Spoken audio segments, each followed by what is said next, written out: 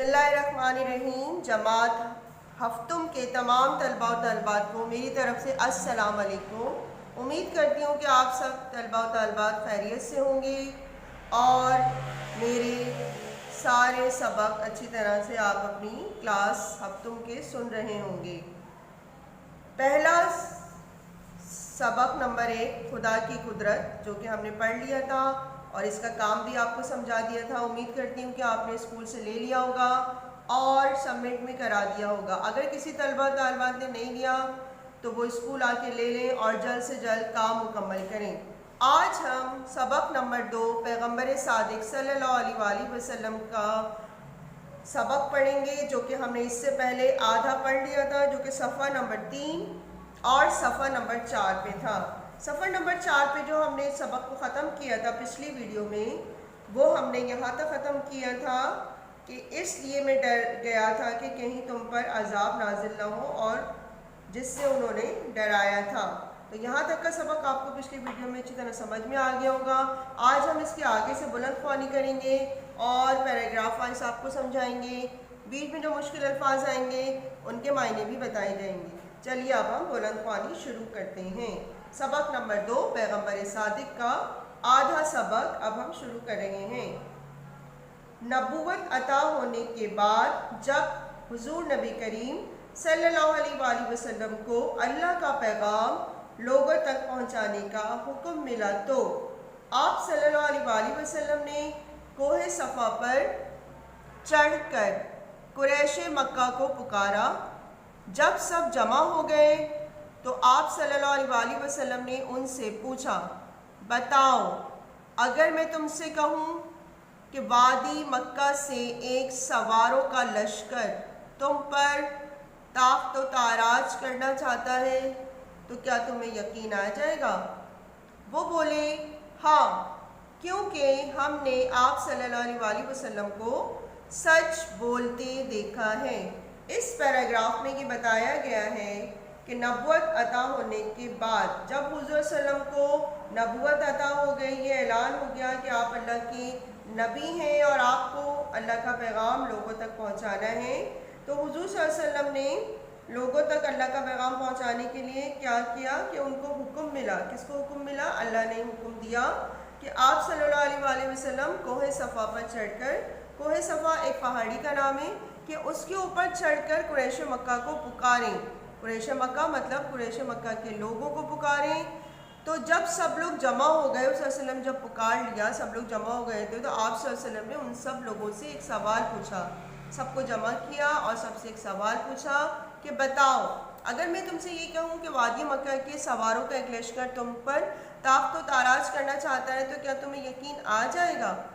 देखें कितनी बड़ी बात हुजूर सल्लम पूछ रहे हैं कि मैं तुमसे पूछूं कि कोई तुम पर हमला करना चाहता है, कोई तुम पर हुकूमत करना चाहता है, तो क्या तुम मेरी इस बात पे यकीन कर लोगे? हालांकि अभी लश्कर आया नहीं था, लेकिन हुजूर सल्लल्लाहु अलैहि वसल्लम एक ऐसे ही सवाल पूछ रहे थे इन लोगों को आजमाने के लिए।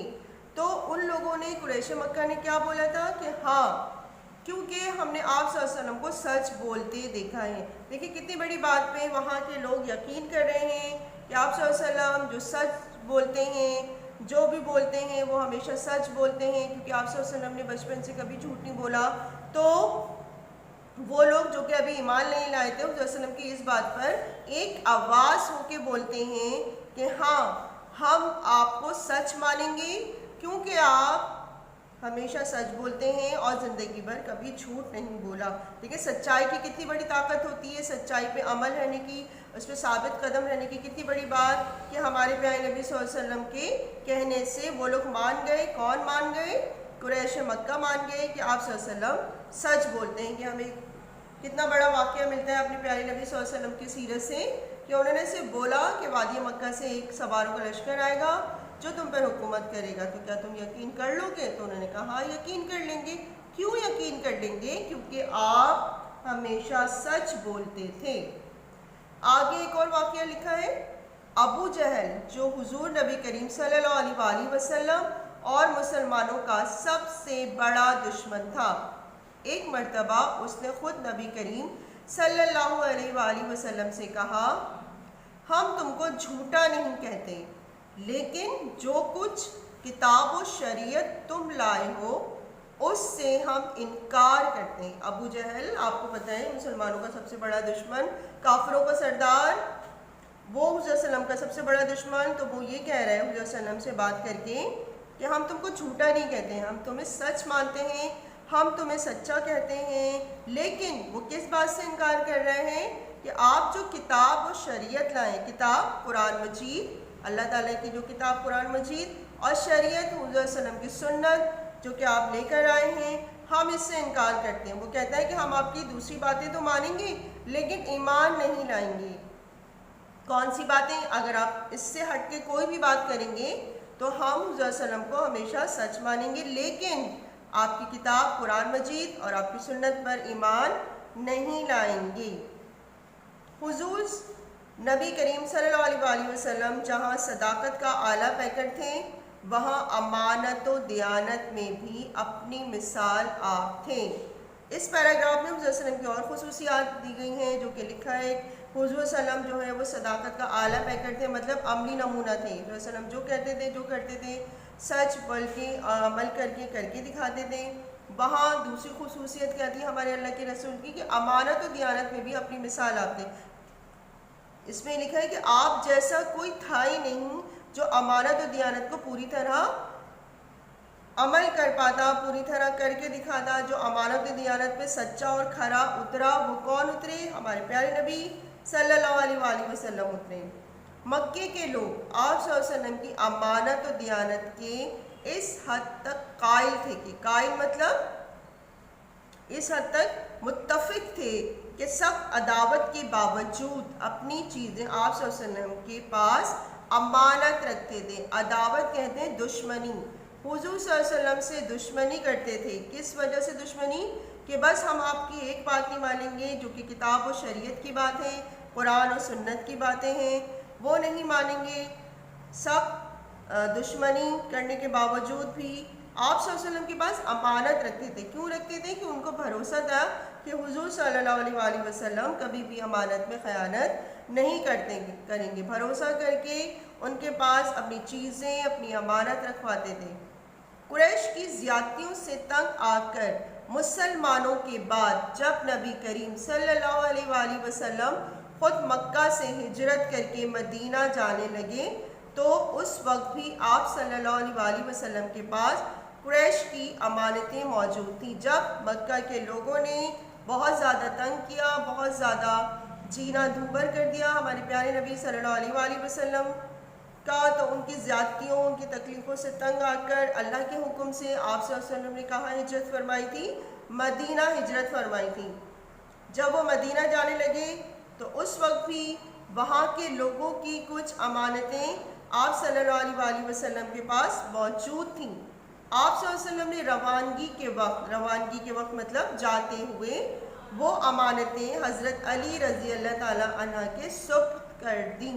سپرد کر دی مطلب ان کے حوالے کر دی، اور حضرت علی کو یہ حکم دیا کہ تم یہ امانتیں اپنے پاس رکھو۔ اس کا مطلب یہ ہوا کہ حضرت علی اس وقت ہجرت جب کر رہے تھے، مدینہ جا رہے تھے، تو حضور صلی اللہ علیہ وسلم کے ساتھ نہیں گئے تھے۔ آگے پڑھتے ہیں کہ امانتیں سپرد کی اور فرمایا یہ امانتیں اصل مالکوں کو واپس کرنے کے بعد مدینے چلے آنا، اور یہ حکم دیا کہ میں تمہیں اس لیے روک رہا ہوں کہ میرے پاس جو امانتیں ہیں تو تم وہ امانتیں ان لوگوں کو واپس کر دو جن کی یہ امانتیں ہیں۔ جب تم یہ کام کر لو تو باخوشی میرے پاس مدینے واپس آ جانا۔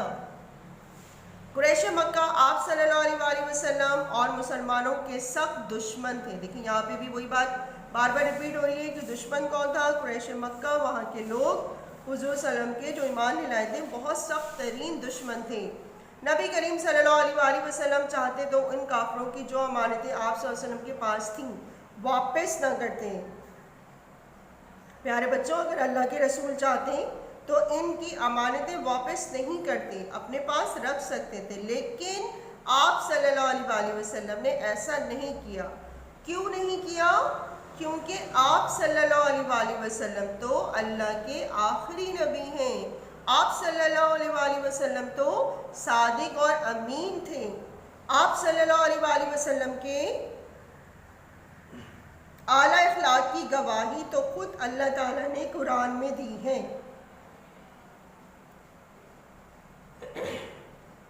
آپ صلی اللہ علیہ وآلہ وسلم یہ امانتیں کیوں نہیں رکھتے ہیں؟ کیونکہ اللہ تعالیٰ نے آپ کو آخری نبی بنا کے بھیجا۔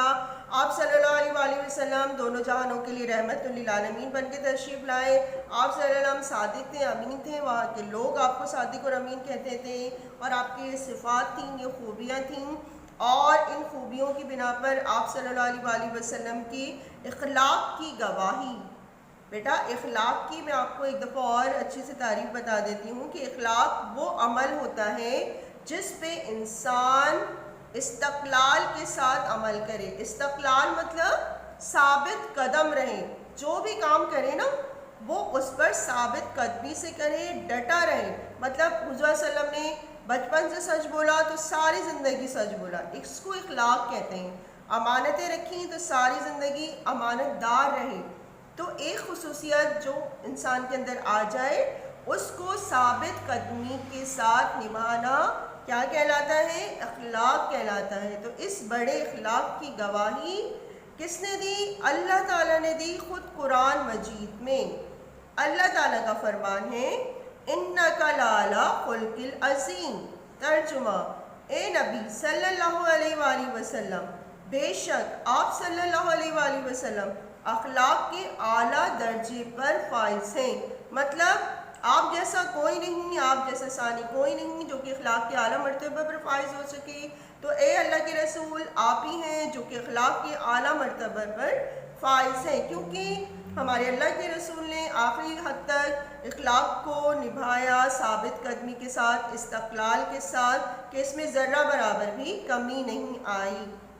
لاسٹ لائن اس سبق کی، پیغمبر صادق کی، یہ ہے کہ اس سبق سے یا حضور صلی اللہ علیہ وآلہ وسلم کی سیرت جو کہ ہم نے صفحہ نمبر 3 سے صفحہ نمبر 4 اور صفحہ نمبر 5 میں مختلف واقعات کے ساتھ پڑھی، سمجھی، تو یہ اس میں یہ کہہ رہے ہیں کہ ہمیں اس سے کیا سبق ملا۔ ہر سبق میں بیٹا کوئی نہ کوئی بات ہوتی ہے جس کو ہمیں اپنی زندگی میں شامل کرنا چاہیے، کوئی نہ کوئی نصیحت ہونی چاہیے جو کہ ہمارے اپنے فائدے کے لیے ہیں۔ اس میں لکھا ہوا ہے لاسٹ لائن، ہمیں چاہیے کہ ہم اپنے پیارے نبی صلی اللہ علیہ وآلہ وسلم کی تعلیمات پر پوری طرح عمل کریں، آپ صلی اللہ علیہ وآلہ وسلم کے بتائے ہوئے راستے پہ چلیں تاکہ اللہ تعالیٰ ہم سے بھی راضی اور خوش ہو جائے۔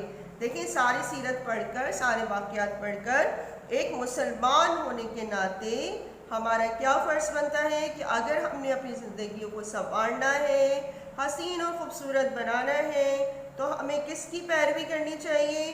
ہمیں اپنے پیارے نبی صلی اللہ علیہ وآلہ وسلم کی پیروی کرنی چاہیے، ان کی اطاعت کرنی چاہیے، اور ان کے جتنی بھی تعلیمات ہیں کسی بھی شعبے سے متعلق، چاہے وہ اخلاق ہو، چاہے وہ سچ ہو، چاہے وہ جھوٹ ہو، کوئی بھی اچھی بات جو آپ صلی اللہ علیہ وسلم نے اپنی زندگی میں اپنائی، اور ہمارے پیارے نبی کی تو ساری باتیں ہوں بہت زبردست، بہت اعلیٰ رہی ہیں، تو ان کی بتائی ہوئی راستوں پہ اگر ہم چلیں گے تو اپنی زندگیوں کو حسین اور خوبصورت اور سکون کے ساتھ گزارنے والی بنا سکتے ہیں۔ آپ صلی اللہ علیہ وسلم کے بتائے ہوئے راستے پہ چلیں تاکہ اللہ تعالیٰ ہم سے راضی اور خوش ہو جائے۔ تو ہم یہ ساری باتیں اپنی زندگی میں شامل کر کے، عمل کر کے کس کو خوش کر سکتے ہیں؟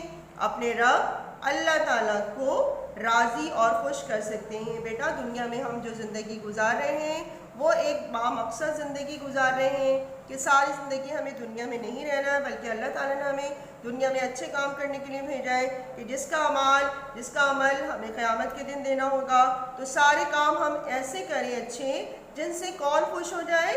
ہمارا رب اللہ تعالیٰ خوش ہو جائے اور ہم سے راضی ہو جائے انشاءاللہ۔ تو چیپٹر نمبر 2، سبق نمبر 2، پیغمبر صادق صلی اللہ علیہ وآلہ وسلم، آج میں نے پورا مکمل کر لیا ہے اور آپ کو اچھی طرح سمجھا دیا ہے۔ امید کرتی ہوں کہ آپ کو یہ سبق اچھی طرح سمجھ میں آیا ہوگا۔ اگلی ویڈیو میں ہم اس کی مشق کریں گے جو کہ صفحہ نمبر 6 پر ہے۔ تو انشاءاللہ پھر آگے ہم جب آپ کی کلاس لیں گے تو یہ سارے مشق جو ہے آپ کو سمجھائی جائے گی.